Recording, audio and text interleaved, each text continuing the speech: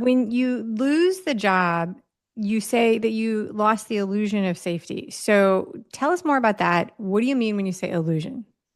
So, I had spent my entire life checking off all the boxes, doing the things, the college, the career. So I went to college not knowing what I wanted, but it was like, that was what was expected. That was the next step. You graduated high school and then you went to college.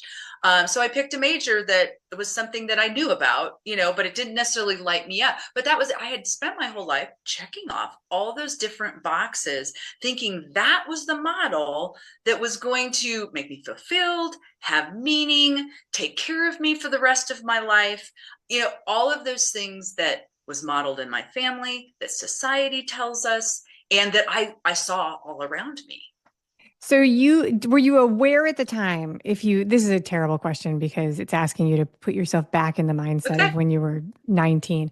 But do you think you were aware of the fact that these things were laid out as a checklist? Like were you aware that these were Absolutely not. No, okay. it's only looking back that I realized that that's what I was doing. I was just following what I thought the path was supposed to be. It didn't feel like check boxes to me. It just felt like, well, this is what everybody else is doing. This is what I see modeled around me. Yeah.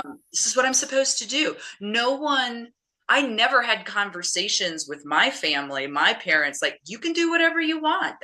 Go take a year off, go explore, decide. It was like, I felt like for me personally, who I was, I had to have a path, and this was my path. And that was and that was what I was going to go on. And that was what was going to work because that's the only thing I knew.